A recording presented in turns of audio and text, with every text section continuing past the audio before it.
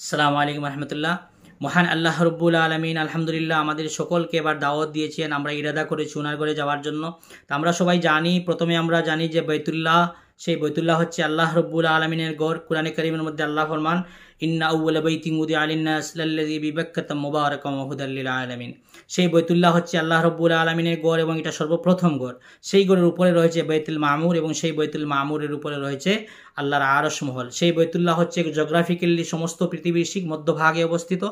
সেই কাবা শরীফ বা বাইতুল্লাহ শরীফের মধ্যে রয়েছে হজরে আসওয়াদ, সেই বাইতুল্লাহ শরীফের মধ্যে রয়েছে মুলতাজাম, সেই বাইতুল্লাহ শরীফের পার্শ্বে রয়েছে হাতিমে আন্দর, সেই বাইতুল্লাহ শরীফের মধ্যে রয়েছে রুকনে ইয়ামনি, সেই বাইতুল্লাহ শরীফের পার্শ্বে রয়েছে মাকাম ইব্রাহিম, সেই বাইতুল্লাহ শরীফের পার্শ্বে রয়েছে জমজমে কুয়া আবে জমজম, সেই বাইতুল্লাহ শরীফের ক্যাম্পাসে রয়েছে ইন্নাস সাফা ওয়াল মারওয়াতা মিন শাআইরিল্লাহ, সাফা এবং মারওয়া সেই পাহাড়গুলো।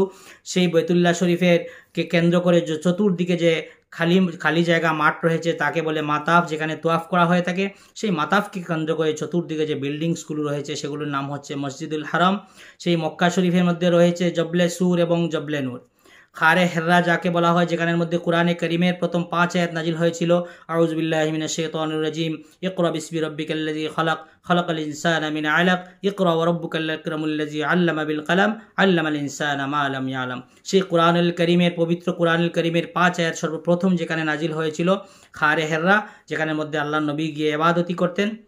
এবং সেই মক্কায় অবস্থিত রয়েছে, যেখানের মধ্যে রাসূলুল্লাহ সাল্লাল্লাহু আলাইহি সাল্লাম মক্কা হিজরত করে মদিনায় যাওয়ার পথে সিদ্দিকে আকবর হযরত আবু বকর সিদ্দিক রাদিয়াল্লাহু তাআলা আনহু সঙ্গে ছিলেন, যে গুহার মধ্যে ছিলেন সেটা মক্কার মধ্যে অবস্থিত।